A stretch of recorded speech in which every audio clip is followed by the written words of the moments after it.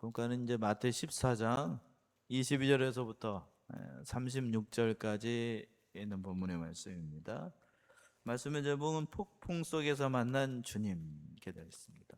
어디 속에서 만났다고요? 주님을? 아니, 폭풍 속에서. 엄청난 폭풍 속에서 우리 주님을 만나게 된 대목인데요. 대지를 4개로 나눴습니다. 본과는 첫 번째 22절과 23절은 예수님께서 시험 중에서 기도하셨다는 거고요. 두 번째는 그 고난 중에서 예수님이 찾아오셨습니다. 폭풍이 일 때에. 세 번째는 예수님께서 오실 때에 어디를 걸어오셨냐면 무리를 걸어오셨습니다. 예수님께서 무리를 걸어오셨고, 마지막 34절과 36절 게네사렛에서 건너오셔가지고 또 다른 치유의 역사를 이루게 됐습니다. 자, 시험 중에 기도했다. 22절 보시면 예수께서 즉시 제자들을 재촉하사 자기가 무리를 보내는 동안에 배를 타고 앞서 건너편으로 가게 하시고, 예수께서 즉시 제자들을 재촉하사, 이때가 어느 때인가 하면 오병이어의 기적이 있고 난 다음 제자들을 무리들과 예수님을 따르는 수많은 사람들과 분리해서 12제자인 것 같아요. 그를 따르는 제자들은 배 타고 건너편으로 건너가게 하셨습니다. 왜 그렇게 했을까? 급히 떠나보내게 하셨는데, 그 이유는 제자들이 그 제자들과 그리고 앞에 있었던 사람들이 오병이어의 기적을 보고 예수님을 생각을 한 거예요. 예수님을 따라다니면 영적인 것뿐만 아니라 육적인 모든 것까지 해결받을 수 있는, 그러니까 이 세상에 오신 정치적인 메시아라고 하죠. 그런 왕으로 모시려고 하는 조짐이 있으니까 제자들에게 그런 잘못된 게 오염될 수 있으니 제자들이 달리 분리를 한 거예요. 건너편으로 간 겁니다. 요한복음 6장 14절 15절 보시면, 요한복음 6장 14, 15절 보시면 그렇게 되어 있어요. 요한복음 6장 14, 15 언어비 한번 읽어보십니다. 앞에 보시고 화면 보시고 읽어보셔요.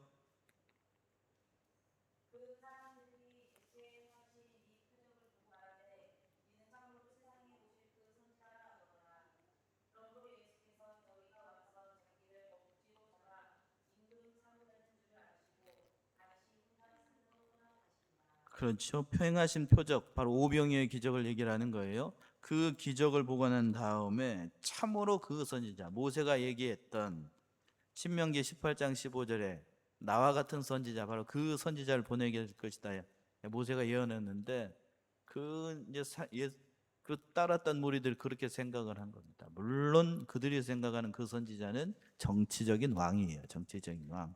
잘못된 걸 아니까, 임금으로 삼으려고 하니까, 세상 임금으로 삼으려고 하니까, 그걸 아신 예수님께서 제자들을 건너편으로 건너가게 하셨던 겁니다. 그 하반절에서 그랬죠. 자기가 무리를 보내는 동안에 배를 타고 앞서 건너편으로 건너가게 하셨던 겁니다. 그리고 이제 예수님은 혼자 남으신 거죠. 제자들 얼른 보내고 어여 가고, 자기는 이제 본인은 무리들 쫓아내고 예수님 혼자 남았던 거예요. 23절입니다. 무리를 보내신 후에 기도하러 따로 산에 올라가시다. 저물매 거기 혼자 계시더라. 무리를 다 보냈어요. 약 2만 명 정도 되는 엄청난 군중들을 이제 오병이의 기적을 통해서 배불리 먹고 난 다음에 이상한 조짐이 있을 것 같으니까 다 보냈다고요. 다 집으로 돌려보냈어요. 그리고 예수님은 습관을 따라서, 다른 복음은 그렇게 되어 있죠, 기도하시러 따로 산에 올라가셨습니다. 그러니까 예수님은 모든 일을 할 때, 또 어떤 일을 할 때에 시작과 끝을 다 뭘로 하셨다고요? 기도로 하셨습니다. 오병이의 기적을 행하실 때에도 물고기 2마리와 떡 5개로 하늘을 우러 어떻게 하셨죠? 축사하시고 기도하시고 하신 거고, 오늘 이 말씀도 엄청난, 예수님에게 따진다라고 하면 이건 엄청난 시험거리입니다. 세상 임금으로 삼으려고 하는 것, 가만히 있으면 예수님은 세상 임금이 될 수 있어요. 그러나 그걸 위해서 오신 분이 아니시기 때문에 무리들을 다 떠내보내고 예수님 당신은 혼자서 산에 올라가서 기도하셨던 거예요. 그 하반절 23절의 말씀이 참 중요한 것 같아요. 저는 목회자 입장에서 봤을 때 저물며 거기 누구랑 같이 계셨다고요? 혼자 계셨다고요? 혼자 계셨습니다. 그래서 가끔 저는 그런 생각을 해요. 목사는 여러 사람과 같이 있어야 된다, 혼자 있어야 된다? 예. 목사가 혼자 있는 시간을 두려워하거나 혼자 있는 걸 외로워하거나 혼자 있는 걸 좋지 않게 생각하면 그 목사하면 안 됩니다. 다른 일 해야 돼요. 다른 일 해야 돼요. 왜 그렇죠? 혼자 있어야 뭐를 합니까? 기도합니다. 그래서 저도 뭐 하나님의 강권적인 그 붙들림에 매여 가지고 이제 목사 일을 하게 됐습니다만, 그래서 저는 가급적이면 혼자 있는 시간을 많이 가지려고 합니다. 집에 있는데도 여기 와서 있는 때가 많고, 그리고 금요일에는 예배 끝나자마자 전에는 안 그랬습니다만 교회 일이 어느 정도 마무리되니까 산에 올라가서 기도원에 가가지고 기도하고, 그래서 금요 예배 금요일 날 새벽 끝나자마자 올라가니까 금요일 오전 시간에는 여러분이 연락을 해도 제가 잘 연락을 못 받아요. 뭐 하고 있으니까요? 예, 왜 목사님 연락을 안 받는데 그런 얘기 하지 말고 그런 얘기 하지 말고 소문나다고 생각하지 말고 안 받으시면 혼자 계시나 보다 그렇게 생각하셔요. 혼자 계시나 보다 그렇게 생각하고 계시라고. 혼자 있는 시간, 목사에게 혼자 있는 시간은 생명과 같은 시간이에요. 그래서 혼자 있는 시간을 잘 보내야 되고, 또 혼자 있다 보게 되면 목사가 뭐 하겠어요? 그 시간에 성경 보고 말씀 연구하고 또 묵상하고, 그리고 아무것도 안 하는 것 같아도 머릿속으로는 무슨 생각을 하고 있을까요? 오늘 주일 끝났지요? 그럼 짐 다 내려놓고 무장 해제하는 게 아니고 다음 주일은 뭐를 하냐? 그 생각하고 있습니다, 머리로. 그러니까 이 쉬는 것 같아도 쉬는 게 아니에요. 이 세상 말로 얘기한다면 업무적인 스트레스가 이만저만 아닙니다. 근데 그런 시간이 참 중요한 것 같아요. 그래서 계속 머리로 뭐 어떤 생각을 하고 있다가 이제 누가 어떤 말을 하거나 또 목사님 어떤 말을 하거나 또 지나가다가 이제 세상 중간에 어떤 일이 딱 꽂히게 되면 아 이거 해야 되겠다는 생각이 번쩍 들어요. 감을 잡아서 이렇게 하게 되는데, 그래서 혼자 있는 시간이 참 중요해요. 예수님도 그래서 어려운 일들을 만날 때마다 혼자 계셨어요. 혼자. 무리와 섞이지 않고 제자들과 함께 계시지 않고 훈육을 위해서 말씀을 가르치기 위해서 계실 때에는 제자들과 함께 있었습니다만, 그러나 틈이 생기고 할 때는 혼자 계셨다고. 그래서 목사는 여러분들도 마찬가지예요. 여러분들도 외향적인 성격이든지 내향적인 성격이든지 집에서 혼자 있는 시간 가지세요. 특별히 이제 남편분들 그리고 아내분들 마찬가지입니다. 자식들 어느 정도 키웠으면 특별히 남편 옆에 계시면 방을 따로 주셔요. 예? 사육을 하시라고. 그래서 혼자 있는 시간을 가지게 하셔가지고 그냥 혼자 있으면서 뭐 이상한 짓을 해도 그냥 냅두셔. 남자는 혼자 있는 시간이 있어야 돼. 특히 이제 그 뭐라 그러죠? 갱년기가 이제 지나고 그렇게 되면 혼자 있는 시간이 필요해요. 그러다가 이제 그 생물학적으로도 남자는 그렇게 있어야 됩니다. 그래야 회복이 돼요. 회복이 돼요. 그렇게 보통 여자들이 보통 그렇게 덕스럽지 않은 말이라서 제가 차마 말 얘기 못 하겠는데 왜 저러고 있대야 그런 생각 하시지 마시고 혼자 있는 시간을 많이 주시고 그래야 살아요. 그래야 뭐 한다고요? 삽니다. 남자분들 그 동의하시죠? 예. 혼자 있는 시간 중요해요. 혼자 있는 시간. 그래서 많이 생각하시고 혼자 있다 보면 많이 여러 가지로 유익한 일들이 많아요. 오늘 본문의 말씀에 예수님이 그렇게 사셨잖아요. 자, 거기까지 하고 우리도 그러니까 혼자 있는 시간 잘 활용해야 돼요. 다른 이상한 거 하지 말고 믿는 사람이니까 성경 보고 또 말씀 많이 묵상하고 그러면 여러 가지로 유익이 많이 돼요. 요즘 유튜브 같은 데 보게 되면 여러분들 유튜브 어떻게 하는지 모르겠습니다만 이 찬송가 이렇게 딱 눌러 놓으면 요즘 어플이 얼마나 좋은지 몰라요. 참 좋게 여러 가지로 아름다운 곡조로 해가지고 참 많이 한다고요. 그러니까 그것들 많이 들으시고 그렇게 하면 여러 가지로 유익이 많아요. 세상 유행가 가서만 그런 것만 보지 말고. 자, 그다음에 두 번째 보시게 되면 그런데 그런 일을 할 때에 예수님이 산중에서 기도하고 계실 때 제자들은 어려움을 당했습니다. 24절이죠. 24절 보시면 배가 이미 육지에서 술이나 떠나서 바람이 거슬림으로 물결이 인하여 고난을 당하더라. 예수님은 산중에서 기도하실 때에 제자들은 이제 배를 타고 갈릴리 호수예요. 굉장히 큰 호수라고요. 그 갈릴리 호수쯤 중간쯤 가니까 술이라고 했으니까 약간 5km 정도 되는 길이죠. 갈릴리 바다 한가운데입니다.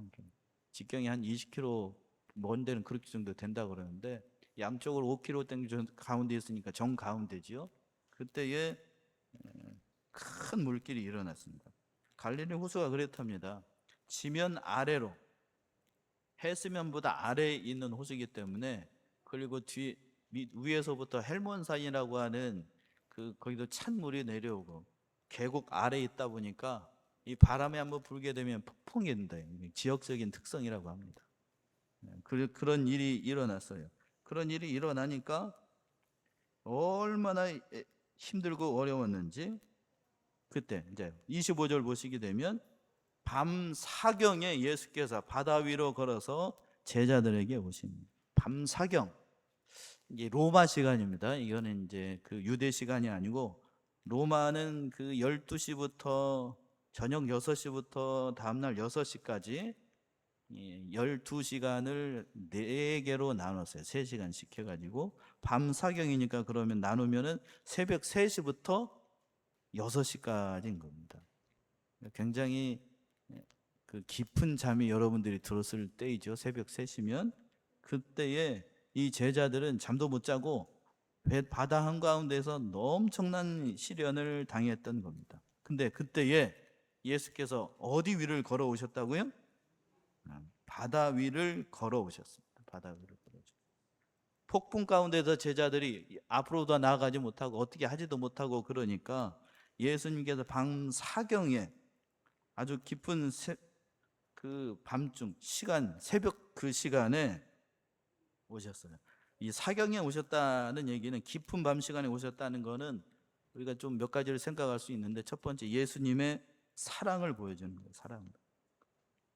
모두가 잠자고 쉬고 있는 그 시간에 예수님은 기도하다가 제자들이 뭐 하는 걸 들었죠?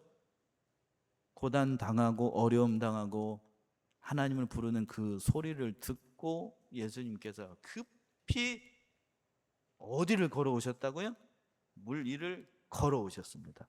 여러분 믿으십니까? 물 위를 걸어오셨어. 물 위를. 그 엄청난 폭풍이 일어나는 물 위를 예수님께서 걸어오셨습니다.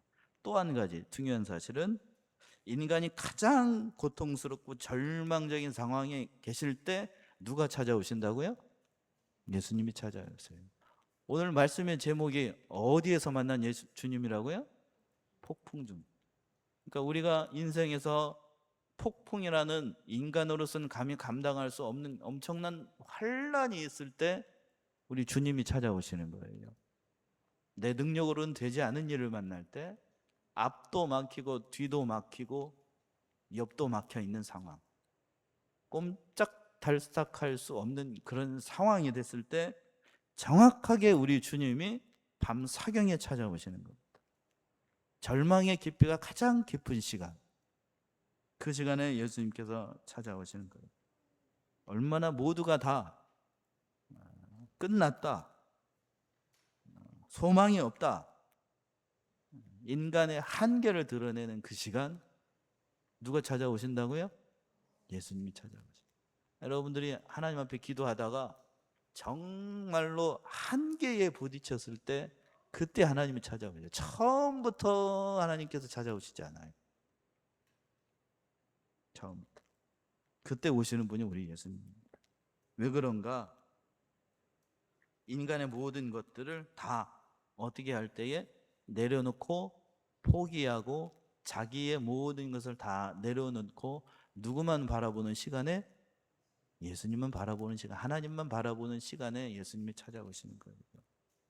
얼마나 이들이 애를 썼겠냐고요. 여기에 있는 사람들, 배 안에 타고 있는 모든 대부분의 사람들이 뭐 하던 사람이냐? 갈릴리 호수에서 뭐 하던 사람이죠?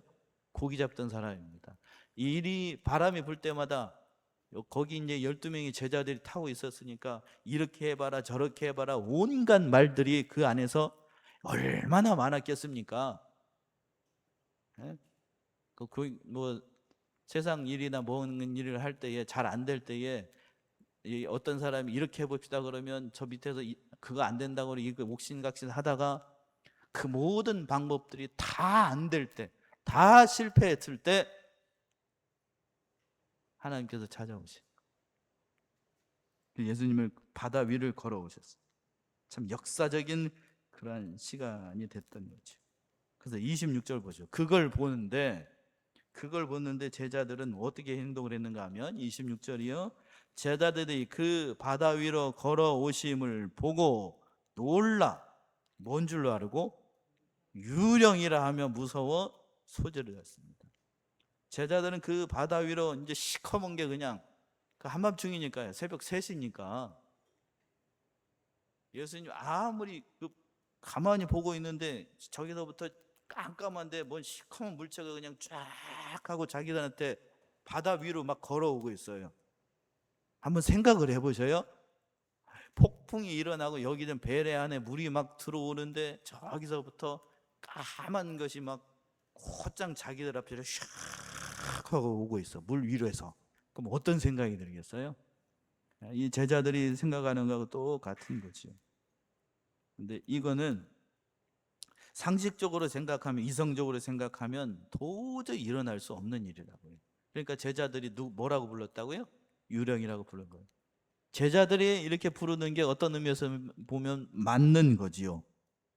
그래서 인간의 이성으로는 도저히 설명할 수 없는 부분이니까 자유주의 신학자들과 이걸 믿지 않는 비판적으로 생각하는 비평학자들 같은 경우에는 예수님께서 물 위로 걸어오신 게 아니고, 합리적인 이성을 중요한 사람들은 예수님께서 갈릴리 호수 그 호숫가 근처를 예수님이 걸으셨다라고 얘기를 하는 거예요. 제자들이 그 폭풍 가운데에 잘못 봤다는 거예요. 예수님 어디 계셨는데? 저 바닷가 저기 편에 있는데 제자들이 그 어지럼 그 해가지고 물 위에 계신 것처럼 착각했다라고 얘기합니다. 100번 양보해가지고 제자들이 착각해 붙다고 합시다. 그럼 베드로가 물 위를 걸은 건 어떻게 설명하려고? 어떻게 설명해야 되죠? 베드로가 물을 걸었잖아, 몇 발자국. 그건 어떻게 설명해야 돼? 그렇죠? 그러니까 그러면 이미 예수님이 어디 가운데 계셨던 거예요? 갈릴리 호수 한가운데 누구 앞에? 제자들 앞에 계셨던 겁니다. 그런데 빠지지 않았어요. 믿으십니까? 예. 인간의 지성으로는, 과학으로는 설명이 불가능해요. 설명이 불가능해요. 여러분들 혹시 챗 GPT 써보신 분 계실지 모르겠습니다만 그렇게 이성으로는 설명이 안 돼요. 인간의 이성으로는. 그래서 놀라가지고 유령이라고 소리를 질렀습니다. 그런데 제자들이 가장 어려운 그 순간 우리 주님은 찾아오셨던 겁니다. 그러니까 살려달라고 하고 뭐 유령인 줄 알고 무서워하고 그랬는데 믿음은 말을 할 때에 예수님께서 그때 찾아오셔가지고 얘기를 하셨던 거예요. 그러니까 우리는 예수님이 가장 필요한 순간, 인간이 한계를 드러내는 그 순간, 이거 믿음 없잖아요. 유령이라고 예수님을 그냥 착각해가지고 유령이라고 부르는 그 순간 예수님이 찾아오시는 거예요. 여러분들 시험이 닥치고 어려움이 닥치면 처음에는, 여기 계신 분들 다 그래요. 우리 교회 성도님들 그 시험이 찾아오게 되면 처음에는 다 뭘로 이기려고 하죠? 들은 건 있어가지고 믿음으로 이겨내려고 애를 씁니다. 처음에. 그런데 조금씩 그 시험과 어려움이 한꺼풀, 두꺼풀, 세꺼풀 쌓이기 시작하면 그 믿음도 뭐를 드러내기 시작하더라? 밑바닥 드러냅니다. 지금 제자들이 그 어려움 가운데 얼마나 어려움을 당했는지 모르겠습니다만 뭐를 다 드러내는 거죠? 밑바닥 다 드러내요. 여러분 실력 다 드러난다고요. 그 밑바닥을 보일 때, 인간의 한계를 드러낼 때, 그때 누가 찾아오신다고요?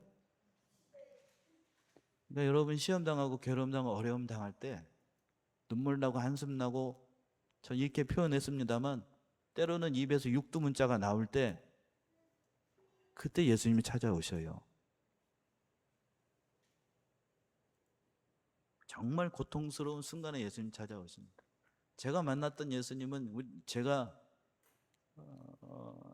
좋을 때 예수님을 만나지 않았어요. 인격적으로 정말 고통스럽고 어려운 순간에 예수님이 찾아오셨어요. 그때 예수님이 했던 말이 뭔가 하면 힘드냐? 라고 하시더라고요. 뭐 하냐고요? 힘드냐? 그때 제가 뭐라고 그랬게요? 좋은 말 아닙니다. 좋은 말 아닙니다. 차마 입에 담기 어려운 말입니다. 여러분들이 그 인간적인 한계를 드러낼 때 제자들이 했던 말과 똑같은 말을 했어요. 목사 입에서 얘기하지 못할 말, 그런 말을 했습니다. 그래도 예수님은 그걸 외면하시더라? 아니면 받아주시더라? 받아주시더라. 여러분도 한번 해보세요. 정말 인간적으로 어려움 당하고 고난 당하고 외롭고 힘들 때, 도저히 감당할 수 없는 일을 만날 때 다른 목사님은 그렇게 얘기합니다. 누구라고 똑 찍어서 얘기할게요. 남포교회 지금 은퇴하셨는데 박영선 목사님 아십니까? 박영선 목사님이 설교 중에 욕을 그렇게 잘합니다. 아시는 분은 아실 거예요. 그러면서 뭐라고 얘기를 하시냐면, 힘들면 기도하다가 뭐 하라고? 기도하다가 뭐라고요? 육두문자도 하라고. 승질 나면 뭐 하라고요? 승질 내라고. 단 옆에 있는 사람한테 하지 말고 누구한테? 하나님한테. 다 쏟아부으라고. 어떻게 해요? 다 쏟아부어. 그리고 난 다음에 하나님 뭐라고 얘기하시는 거 들어보라고. 저는 그렇게 했습니다. 그랬더니 다 듣고 계시다가 예수님이 뭐라 그러냐고요? 힘드냐? 그 한마디를 듣는 순간 펑펑 웁니다. 위로가 찾아오는 거예요. 위로가. 고급스럽게 예수님 만나지 마세요. 지금 제자들이 그런 상황이라고요. 얼마나 고통스럽고 외롭고 고난이 찾아오고 그럴 때, 그때 예수님 찾아오시는 겁니다. 이사야 43장을 한번 가보세요. 이사야 43장 2절에서부터 3절, 우리 주님이 그렇게 부르셨어요. 이사야 43장 2절에서부터 3절, 어느 분이 한번 읽어보십니다.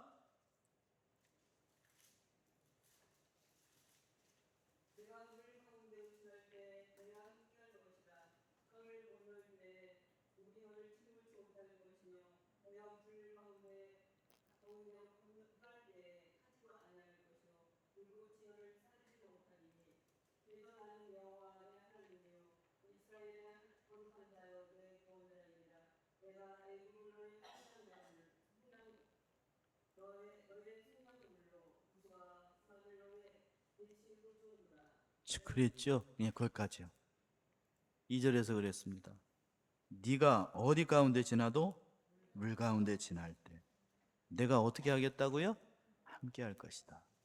강을 건널 때에 물이 너를 어떻게 못해요? 침몰치 못하며, 네가 불 가운데 행할 때에 뭐 하지도 않고 타지도 않고, 불것이 너를 어떻게 하지도 못한다고요? 사르지도 못하며. 대저 나는 여호와, 누구의 하나님? 너의 하나님이라는 거예요. 왜 하나님 믿으면서 그 어려움 당할 때마다 왜 하나님 찾지 않고 하나님이 너와 함께 한다는 그 믿음 왜 버리냐는 거죠. 이스라엘의 거룩한 자, 너를 구원하는 자, 그 하나님과 함께 가시는데 뭐가 두렵냐는 거예요. 예수님이 찾아오셔서 그 말씀을 하십니다. 27절의 말씀이 그 말씀이에요. 27절 우리 같이 합독합시다. 우리 예수님이 됐다라고 생각하고 27절 시작. 예수께서 즉시 일러 안심하라. 내니 두려워 말라. 뭐라고 하셨다고? 예수님께서 세 마디 하셨습니다. 안심하라. 내니 두려워 말라. 한번 해봅시다. 한번 해봐요. 이제 해보라는 것도 많네. 목사님이 점점 시작. 안심하라. 내니 두려워 말라. 아멘이십니까? 오늘날에도 예수님이 이렇게 말씀하시는 거예요. 유령이다. 꼼짝없이 죽었다. 라고 했더니 반대편에 계신 예수님께서 안심하래요. 누구라고요? 나다라고 얘기했습니다. 우리말 개역성경 이걸 내니 두려워 말라 이렇게 번역을 했는데 이걸 직역하면 이렇습니다. 나는 나이다. 헬라 원어가 어떻게 되어 있냐면 에고 에이미예요. 이걸 구약어로 번역한다라고 하면, 영어로 번역한다라고 하면 I am I 이렇게 됩니다. 영어 하시는 분들 I am I 어렵지도 않습니다. I am I가 뭔 말이죠? 나는 나이다. 어디서 많이 본 거죠? 모세를 부르실 때 가시떨기 나무 가운데서 그랬습니다. 누구입니까? 라고 했더니 하나님이 뭐라고 대답하죠? 나는 어떻게 있는 자이다? 스스로 있는 자. 우리말 개역성경 그렇게 번역을 한 거고, 원어를 보게 된다고 하면 I am I. 나는 나라고 부르는 자이다. 굳이 조금 의역한다라고 하면 그거예요. 나는 스스로 있는 자이다. 그렇죠? 나는 스스로 있습니다. 나는 스스로 존재한다. 비동사가 거기서 존재를 얘기를 하는 거니까 나는 스스로 존재한다. 나는 나이다. 여기서 이 말씀은 그 얘기예요. 나는 나이다. 구약에서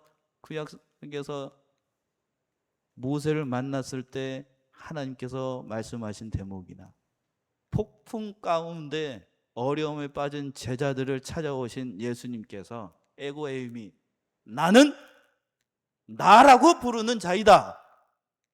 나는 누구라는 걸 조금 의역하면 나는 하나님이다 라는 뜻이에요. 안심하라. 너희 하나님이 너희 앞에 있으니 뭐 하지 말라고요? 두려워 말라는 거예요. 뭘 두려워하는 거예요? 뭐를? 그 얘기. 하나님이 함께 하시고 예수님 아무리 폭풍이 몰아닥치고 어려움이 닥치고 고난이 있어도 누가 함께 하시면? 하나님이 함께 하시면 그건 상황 종료입니다. 상황 종료. 그걸 보고 그 얘기를 듣고 우리의 나서기 제장, 우리의 행동파 대장 28절 베드로를 보시면 이렇게 얘기합니다. 베드로 28절 베드로가 가로되 주여 만일 누구이시면 주시면 나를 명하여 어디로 오라고요? 무리로 걸어오라고 명령을 하소서 얘기를 했습니다. 베드로 감사하죠. 저는 성경을 읽을 때마다 복음서를 읽을 때마다 베드로한테 얼마나 감사한지 몰랍니다. 우리의 행동패 다장이기 때문에 여러 가지로 인간적인 허물이 참 많아요. 그런데 그 허물 많고 적극적인 성격 때문에 베드로가 무슨 사도가 됐다고요? 수사도가 됐어요. 여기서도 예수님 앞에 적극적으로 예수님 믿으면 정말 무리를 걸어오신 예수님을 믿는다라고 하면 자기도 어디를 걸어갈 수 있다고? 무리를 걸을 수 있다라고 믿었던 거지요. 앞에 계신 분이 누구라고 하면 예수님이고 하나님이라고 하면 예수님 명령이면 자기도 무리를 걸을 수 있다라고 생각을 했습니다. 그 중심을 보시고 예수님이 허락하십니다. 29절이죠. 오라! 어떻게 했다고요? 오라. 여러 말 안 합니다.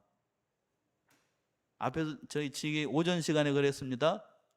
오전 시간에 그 부두엘과 라반이 리브가를 불러가지고 네가 이 사람과 함께 가겠느냐라고 했더니 리브가의 대답이 어떻게 했다고요? 어떻게 한다고요? 벌써 잊어버렸습니까? 가겠나이다. 한마디예요, 한마디. 예수님 말씀도 만일 베드로는 말이 많아야 인간이기 때문에 만일 주시여든 나를 명하여 무리를 오라 하소서 이렇게 얘기했습니다. 근데 우리 주님은 한마디예요. 역시 마찬가지입니다. 믿음의 세계는 말을 많이 하는 게 아니에요. 어떻게 하셨다고요? 오라. 그랬더니 예수님 망령이 떨어지니까 베드로가 배에서 내려가지고 무리를 걸어가기 시작합니다. 믿으십니까? 예수님이 명령이 떨어지면 일반 사람도 무리를 걸을 수 있다 없다? 있다는 얘기입니다. 근데 제가 이렇게 설교를 하고 났더니 어느 분이 믿음이 충만해져 가지고 그럼 자기도 이제 기도하고 난 다음에 무리를 걸어가면 걸어갈 수 있겠네요 라고 생각하고 시험하게 되면 그 사람 무리를 걸을까요? 빠질까요? 왜 그렇죠? 왜 빠지죠? 기도도 열심히 하고 믿음도 있었는데 뭐가 없는 거죠? 그 사람에게는 한마디가 없는 거잖아요. 29절에서 시작을 할 때 그 사람에게 오라는 말이 없어요. 예수님 명령이 없다고. 오라는 말은 누구에게만 해당되는 거예요? 지금 성경에서 베드로에게만 해당되는 거예요. 베드로에게만. 여러분이 제가 아무리 기도하고 무리를 걸으려고 해도 저는 빠집니다. 여러분도 빠지고 명령이 없으니까 시험하지 마셔요. 그걸 통해서 정말 이걸 통해서 하나님이 그리고 우리가 믿는 예수님이 어떤 분인가를 단적으로 보여주는 거지요. 근데 베드로는 걸어갔습니다. 끝까지 그렇게 걸어갔으면 좋겠는데 30절 보시게 되면 30절 바람을 보고 무서워 빠져가는지라 소리질러 가로되 주여 나를 구원하소서 하니 이때 몇 발자국 걸어가서 계속 걸어갔으면 좋겠습니다만 베드로가 뭐를 보기 시작했다고요? 바람을 보기 시작했습니다. 예수님만 보고 따라갔다라고 하면 예수님이 있는 곳까지 걸어갔을 거라고요. 근데 예수님 안 보고 뭘 보기 시작했냐면 옆을 보기 시작합니다. 마찬가지 오늘날에도 예수만 보고 하나님만 바라봐야 되는데 자꾸 옆에 환경을 바라보기 시작하면 우리도 세상에 어떻게 된다고요? 빠집니다. 함정에 빠져요. 세상이라는 함정에 빠져요. 베드로가 그 세상의 함정에 빠졌던 겁니다. 그래서 주여 나를 구원하소서라고 얘기했습니다. 자기 방법을 안 되니까 이제 주여라고 부르는 거죠. 그래서 31절 보시면 부르니까 31절 예수님도 즉시로 응답을 하시죠. 31절 예수께서 어떻게? 즉시 손을 내밀어 저를 어떻게 했다고요? 붙잡으시며 가라사대 믿음이 적은 자여 왜 의심하였느냐. 자, 31절도 한마디 한마디가 중요합니다. 앞에서 그랬어요. 29절에서 28절에서 베드로가 무리를 걸어오게 명령을 해주세요 라고 했더니 예수님이 한마디 하셨죠. 어떻게 하라고요? 오라 라고 했어요. 말씀 한마디로 베드로가 걸어봤습니다. 그러면 주여 저를 구원하소서 라고 할 때에 예수님이 어떻게 베드로를 이렇게 세울 수 있죠? 말씀 한마디로 베드로를 어떻게 할 수 있습니까? 구원할 수 있어요. 그런데 이때에는 31절 보세요. 예수님께서 즉시 뭐를 내미셨죠? 손을 내미. 말씀하시지 않고 손을 붙잡으셨어요. 왜 그렇습니까? 왜 그럴까요? 앞에서 무리를 걸을 때는 베드로에게 뭐가 있었고 믿음이 있었고 물에 빠질 때는 뭐가 없어요? 믿음이 없어요. 상황에 따라 예수님께서 명령하시고 잡아주는 게 다릅니다. 여러분이 환난 가운데 있고 어려움에 있고 제가 좀 과격하게 표현했습니다만 정말 다 마음을 쏟아놓고 기도해 보세요. 그럼 예수님이 정말로 우리 마음 가운데 감동으로 말씀하십니다. 손을 내미는 이유가 우리에게 베드로에게 그때 당시 뭐가 없어서 믿음이 없으니까 건져내야 됩니다. 건져내시니까 손을 내미시고 붙잡아서 말씀으로 말씀하시는 거예요. 믿음이 뭐한 자가? 적은 자. 믿음이 없는 자라고 얘기하지 않으셨어요. 믿음이 어떻게 한 자? 적은 자예요. 앞에서는 믿음이 있었지요. 믿음이 있으니까 어디를 걸어간 거고 물 위를 걸어간 거고, 여기서는 믿음이 슉 물 빠지는 것처럼 슉 빠져가지고 없으니까 누구의 손길이 필요한 거예요? 이제 예수님의 손길이 필요한 거죠. 버려두지 않아요, 우리 예수님은. 요한복음 14장이죠. 요한복음 14장 보시게 되면 14장 18절에서부터 19절, 요한복음 14장 18절에서부터 19절 오늘 한번 읽어보셔요. 요한복음 14장 18절에서부터 19절.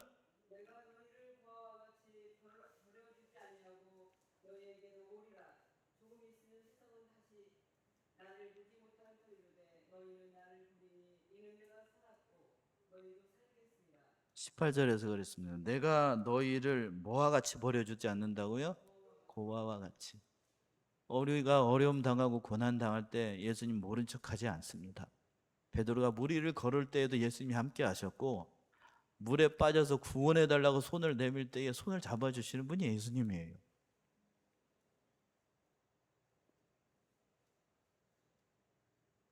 예수님은 그러니까 우리가 믿음이 좋을 때에도 앞에 계셨고, 믿음이 형편없을 때에도 예수님이 계셨다 안 계셨다? 계셨습니다. 문제는 우리에게 믿음이 있다가 없다가 하는 게 문제입니다. 믿음이 있을 때는 앞에 누가 보이고요? 예수님이 보이고, 믿음이 없을 때는 앞에 예수님이 계시는데도 예수님이 안 보여. 뭐만 보이죠? 베드로가 봤던 것처럼 바람 보이고, 사람 보이고, 돈, 명예, 권세 보이고, 이것이 싹 사라지고 그런 존재죠. 우리가 그런 존재입니다. 왜 의심하는 거냐? 왜? 우리의 믿음이 없으니까 그렇죠. 그리고 난 다음에 32절 보시면, 돌아서 32절, 배에 함께 오름에 뭐가 그쳤다고요? 바람이 그쳤습니다. 환란이 어려움 가운데 예수님이 함께 하시면 상황이 끝나는 거예요. 어려움 가운데 있는 현장 가운데 예수님이 배 안에 들어오니까 바람이 샥 그쳐버리지. 상황 종료가 되는 겁니다. 그 모습을 보고 33절, 배에 있는 사람들이 예수께 절하며 가로되 진실로 누구 이소로이다? 하나님의 아들 이소.